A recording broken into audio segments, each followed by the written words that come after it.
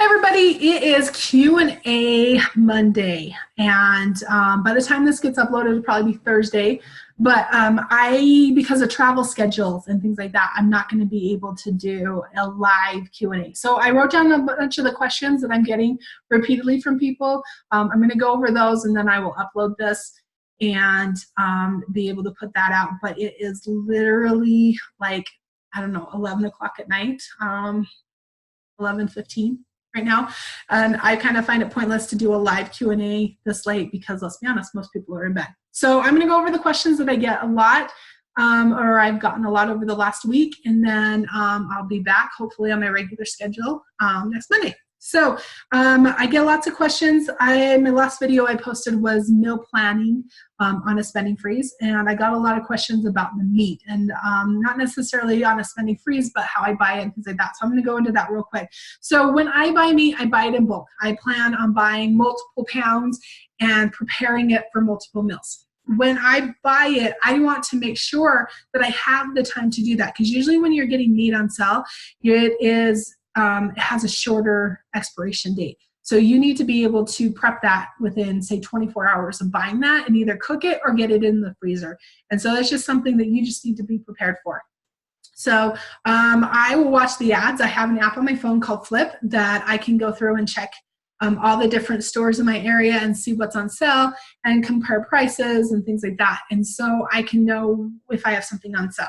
As far as the different prices, every area is different. I could tell you what prices I look for here in Utah, but your prices are going to be different. If you're in Utah, for example, if you can get chicken less for $1.50 a pound, then you've got a good deal, and I would go for it. Sometimes you can get it as cheap as 99 cents a pound if you really, really watch the sales and you're willing to drive a little bit to get it. The other thing, as far as that's concerned, as far as pork goes, is the other thing that seems to be going on sale a lot right now. I've been able to get pork for $1.38 pretty consistently on sale, and that's a pretty good buy. And so those are the kind of the two that I look for. Beef lately hasn't been going on really good sales, and so I haven't bought it a whole lot lately. Ground beef and things like that, I buy usually roughly $1.89 a pound. So that kind of gives you an idea of what it is. I usually get the leaner ground beef, and then I will add rice and wheat berries to it to kind of extend it out. So instead of having 10 pounds of ground beef when I'm done, I end up having twice that much because I doubled it with rice and wheat berries. And then I'll use it normally in any recipe under that. So that is kind of how I buy that, and I prep it. I make sure I prep it for every meal, and then I will put it in freezer bags. Make sure it's freezer bag. It doesn't matter if it's the store brand freezer bag, but make sure that you're putting it in actual freezer bags, just because they're thicker, and because you're buying in bulk, it could be in the freezer for longer.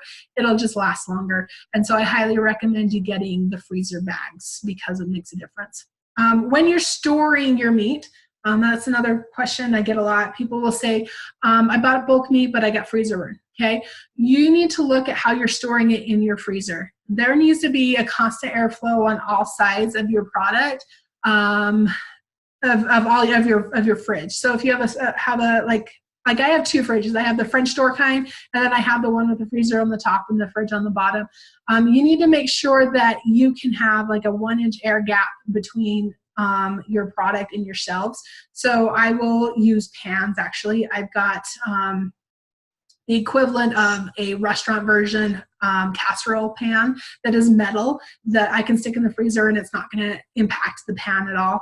I highly recommend that if you are doing this, that you need to have some sort of storage system, and I use they're called hotel pans. I use hotel pans for that, but I bought a bunch of them when I was doing catering back in the day, about 10 years ago, and they've just become really, really useful for other areas. I still cook in them and things like that. So what I will do is I will do all my packages, put my seasonings in, flavor all my meats, things like that. Close up my bags, roll them in whatever shape. Like if it's a chicken breast, I'll roll it up, kind of like a burrito, I guess. So it's a long, narrow tube, and then I'll line them up in a hotel pan on a single layer and stick that in the freezer. If I have a lot, then obviously I'll put more than one hotel pan in the freezer. and layer them up. And that'll allow control, essentially, of where the meat is going, and it keeps it contained, and I can pull out whichever pan I want and look and count up and see what I have. I also can pull really easily from the freezer as far as, say, one night I want lemon pepper chicken, I can pull one of those. Another night I want taco meat. I know exactly where they're all based on the pans, and you can stack those pans on top of each other, and it's just fine. It also keeps it all contained, so it's not falling against the walls and stuff like that. So everybody's got kind of a different, there's different like freezer, like actual boxes and things like that.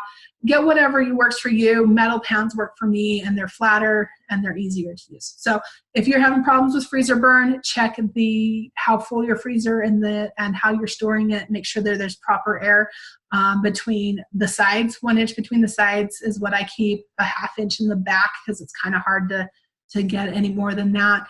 And then if you've got 2 shelves, make sure there's a gap between those shelves as well. So that's how I store it. The next question was power outages, and it was asked by several people out on the East Coast, and I think that the reason why they asked this question was because of hurricane season, and you have prolonged periods of time where your power is out. I'm lucky enough to live here in Utah, where we don't have prolonged time where our power is out. We might have it out for a few hours. I don't think I've ever had the power out longer than 24 hours before, and that was in a really bad snowstorm, ice storm, things like that, and it just took a really long time to get it back up. If that is the case, if you are looking, if that's kind of, if this doesn't answer your question, it's probably a better way to put it, then let me know, and let's get more detail on what you're asking. But ultimately, if the powers go out, if I know it's going to go out, say if I lived out on the East Coast where I knew a hurricane was coming, I would start prepping in advance. As soon as I knew it was coming and I chose to stay.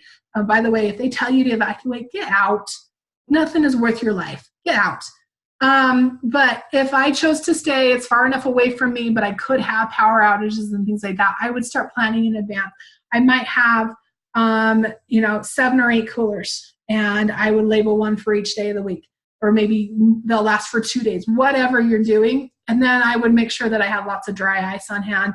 And I don't really know how dry ice is affected by the hurricanes and things like that. I would assume that it would go up in cost, and so that's something you've got to be prepared for. Also, blocks of ice is something that you can get early. If you've got a big deep freezer, get some of those early and get them in your deep freezer, so that before it hits, you're able to make those adjustments, get that stuff set up. And then I would actually tape closed whatever you don't need, so it will last as long as humanly possible.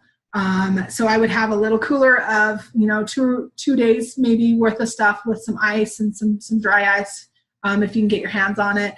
But have all your other coolers tape closed. And I would break it up so that, you're not in every cooler every single day, that you have one cooler that you work with until it's gone, or until the ice is completely melted and you can't keep it cold anymore. Then you move on to the next one, and on and on, until hopefully you would have your power back on by that point in time, and you would have the help that you need.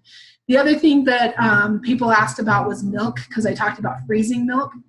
Yeah, milk can totally be frozen, and I froze up to, I think, October, so 15 months ago or whatever. I did a Walmart pickup, and they gave me 7 gallons of milk, and I went on ahead and took it so I could show you how easy it was to make a mistake, but what to do with it as well. And I ended up just freezing it, and I used it just like normal. I would pull it out as needed. Excuse me, I'm starting to lose my voice. I would pull it out as needed. But those jugs are actually made, the dimples on the side are actually made so it could be frozen, and those will pop out so as the liquid expands, so the lid doesn't come off, essentially. So you could freeze milk and stick those in your coolers and use them as a defrost, and have that used as a kind of an extra ice as well as an option. Or what I would do if I didn't have any frozen milk, then I would actually have powdered milk, and I would just mix exactly what you need with your water bottles that you have on hand. it makes exactly what you mean. They don't have to worry about refrigeration for milk, especially if you've got kids. It's kind of important to have those nutrients and things like that. Powdered milk. I hear powdered milk is getting better and better. I personally don't have a preference for it, but I have used it in an emergency like that. And when it's all you got, it's all you got. And so you kind of get past it's like instant potatoes. I hate instant potatoes, and other people love instant potatoes. Everybody's a little bit different. I personally don't like powdered milk, but I know people love it and they actually use it on a regular basis. So to each their own. But that's what I would do for that. And then as far as cooking in a power outage, because I did get asked that question, I have a Bunsen burner that has a little butane, they're little cans of butane gas. You just cook, it's a single burner type of a thing. You just cook with your normal pots and pans. Obviously you want to keep it smaller so you use less heat so that they'll last you longer, but you can buy those here in Utah. I bought mine at our Macy's grocery store. It's like a Western Family off-brand type grocery store that has that. I don't know where they would be in other states. So drop a comment below if you know where I can pick those up in other states. So that's kind of the idea. Here in Utah, we're on one of the major fault lines, and so we plan for earthquakes in advance. And so that's kind of where a lot of our preparation comes, and our mindset is that if a big one hits, and it's not if, it's more like when the big one hits, are we going to be prepared? And so we think about, most of us have food storages, most of us are ready in some way, shape, or form for that, that to happen. So, excuse me, I'm getting over the flu and I'm still having some little voice issues. Cash, I got asked about cash envelopes. When are those videos coming? Because I started talking about those back in December. I will get those out as soon as we get paid. Generally, you do a cash envelope when you get paid and you're breaking it up in for your budget. So because I don't have a set income based on my career choice, I get paid when I get paid. And so sometimes I will go usually about a month, sometimes without getting paid, and I plan on that in my budget. I make sure I have savings and things like that in place, because it just depends on what I'm doing as far as working with clients. Maybe I'm working with a bunch of families, and generally that's individual stuff, and I'll get paid fairly quickly on that kind of stuff because I'm working with one person or one family, and I can really focus on that individual and really get things moving fairly quickly. However, right now we've been working with a lot of businesses, and we'll go in and benchmark their 401ks and maybe take their 401ks over because we have a better situation for them. One of the benefits to having us manage your 401k is that we offer at no additional cost the financial planning that comes along with it. So that requires a member of our team to meet with all of your employees, set up the 401k, get that ready to go, but it also gives us a chance to actually do some financial planning. And we're noticing about 58% of Americans want that additional benefit as part of their work benefits, I guess you could say. And so that's something that we offer, and it does take a lot of time for us to go through all of the employees and set all that up. Also, rolling over every single employee's 401k takes a little bit of time. And so when we're working on a big project like that, it can take a little bit longer to get everything set up. And so that's kind of what we've got going on right now. We've got some additional, some bigger projects we're working on, and because it's taking a little bit longer, we've gone a little bit longer than normal without a paycheck. And so let me stop this dinging for you. Sorry, I muted it earlier, but I guess it was on timed. Anyway, I have, so I've been working on these bigger projects, and because of that, it's been since January. In fact, all of this year so far, we haven't had a paycheck. And it's something that we plan on. We know that it's inconsistent, and we're prepared for it. We also took a lot of time off in December for the holidays and for vacations and things like that. And then in November, I took some time off. I went traveling to Virginia. I did some business while I was in Virginia, but it wasn't anywhere near my full production. My focus while I was there was to visit family that I hadn't seen in a really long time, and take some time off to vacation with my mom. And so I really enjoyed my time there. And so I didn't work as much as I normally would. So ultimately, taking that extra time off, because you usually get paid the following month on anything you did the previous month.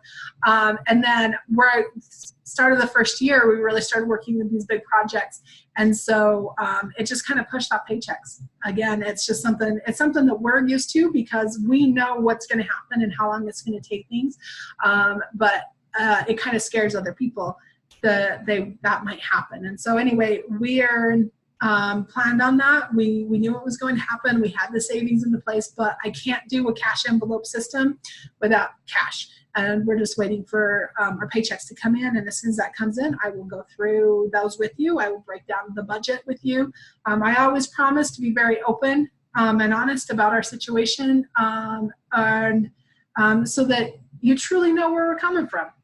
It's worthless if we don't have authenticity, right? So when I get those paychecks, I'm hoping they start coming in even as early as tomorrow, actually. But we'll see. And as soon as those come in, that's when I'll film them. If they don't come in till the end of March, then that's when they come in. But as soon as I can, I'll start getting those out. Next, I've got business expenses. They feel like I have a very high business expense because I'll talk about budgets or preparing for the 21-day challenge. We do have high business expenses because we plan on high business expenses. Due to what we do, we like to build relationships with our clients, and we like to get into their goals and what they want. So it requires different things. So for example, we have a high gas budget because we do a lot of travel. I will meet a client either at their home or their office. I will meet them for lunch, whatever is needed for that specific client, because every client has different needs. As well as if I'm working with a big company and getting ready to set up a 401k with Courtney or something like that, we'll take that company HR director, benefits director, their CEO or owner or something. We'll go out to dinner and we'll go over details. It's pulling them away from their office. It's pulling them away from those emails that are constantly coming in. It's getting them into a neutral environment where we can sit and talk and say, okay, what are your goals for your company? What are your needs for your employees, basically, so we can get on one-on-one. Again, it's a neutral territory, and people are able to really get down and let us know what they need from us, and then we can decide if we can provide that, number one, and number two, so we can go over the details of exactly what we can provide and how we can impact those different areas that they're looking at. And so a lot of times that will require either a lunch meeting or a dinner meeting, and that's fine. We plan that in. We know that's going to happen. We know that for every client that we have, we plan on a certain percentage to go in attaining that client, and that's part of the building relationship. I call it building relationship.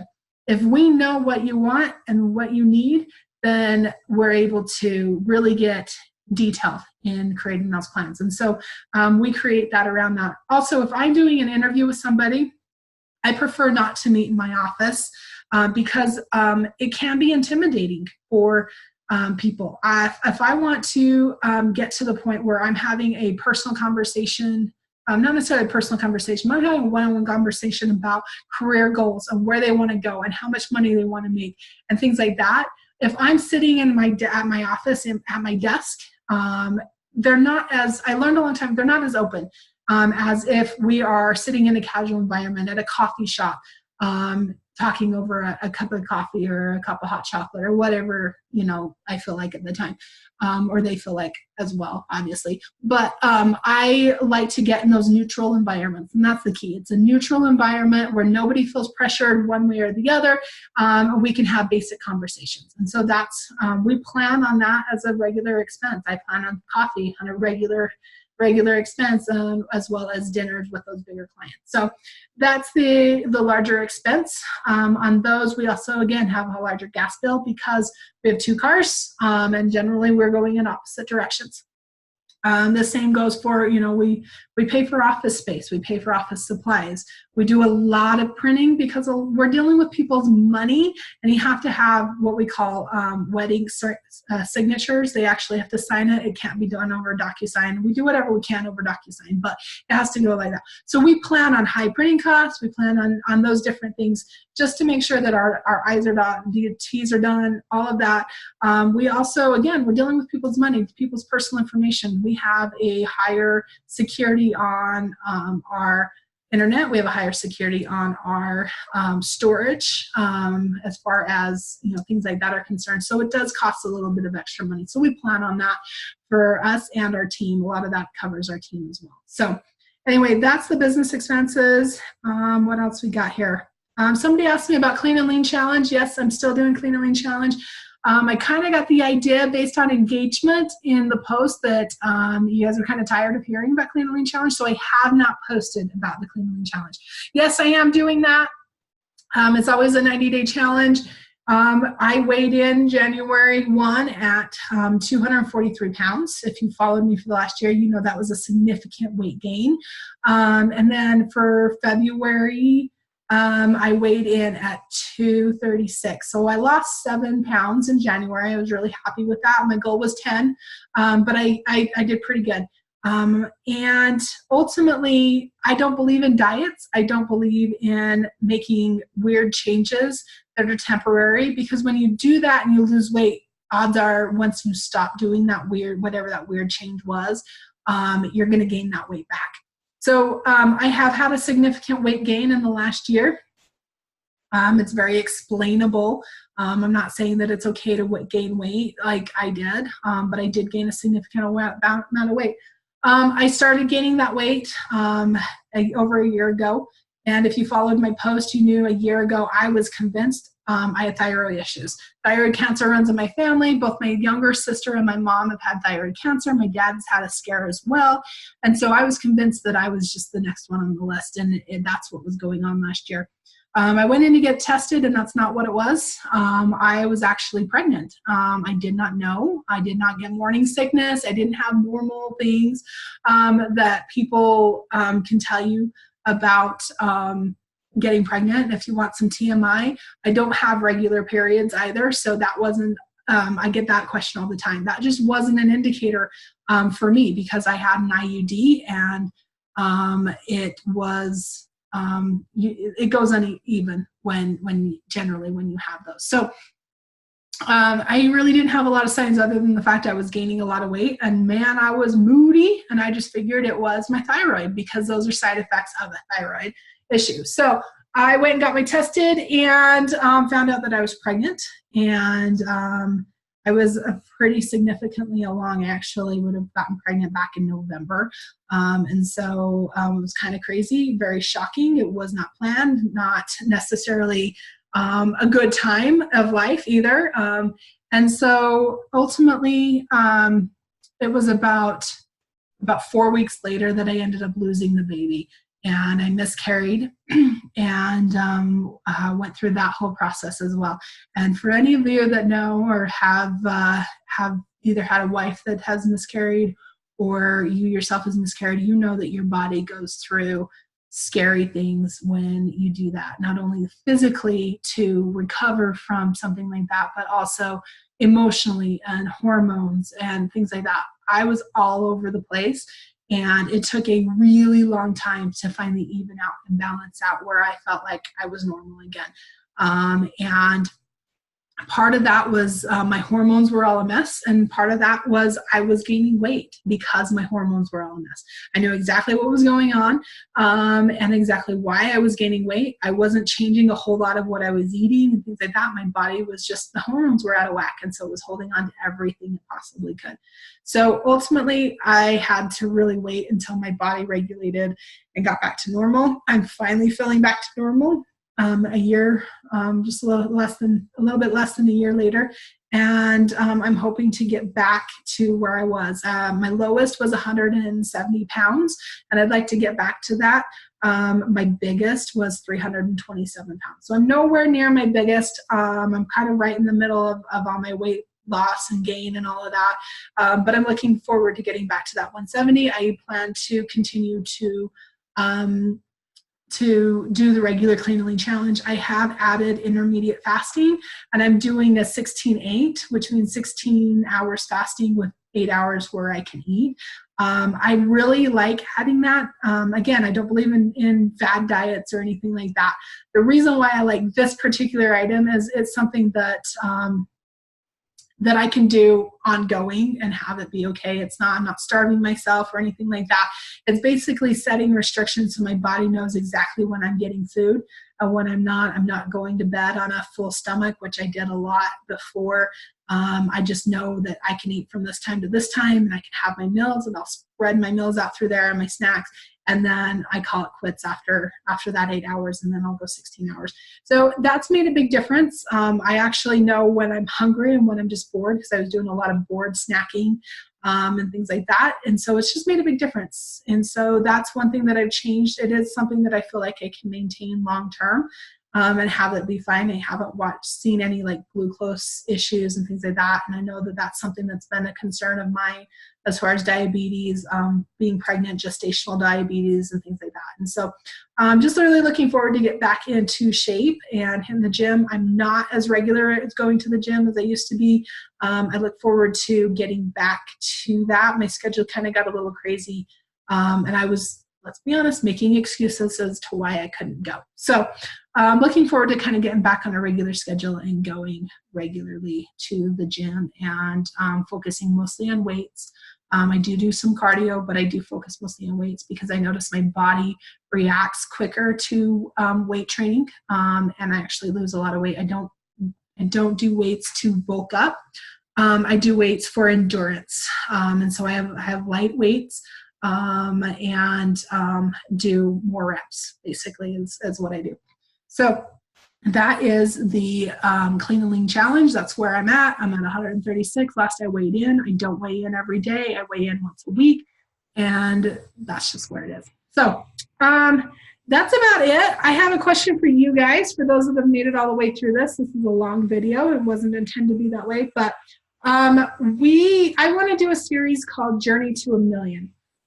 Our goal this year is to have our business cash flow $1 million, and that's going to require a lot of work on our end, some mindset changes, some new marketing strategies. It's gonna require a lot. We have a new office opening in June. We're tying into some branches out in California, different things like that. And so there's going to be some really cool changes, and I think that it would be fun to do a journey to $1 million, so you guys can follow us along in that journey.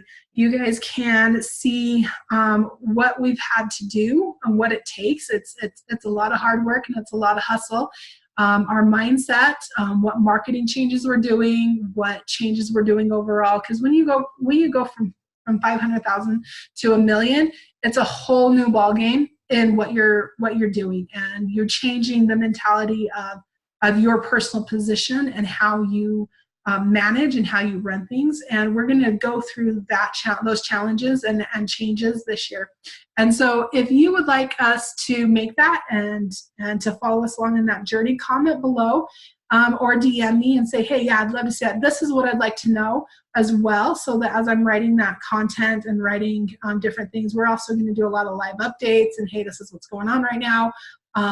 So that you guys can see that. But if that's of interest to you, comment below and just say, hey, I'd love to see that. That way I know to spend the time on developing that series.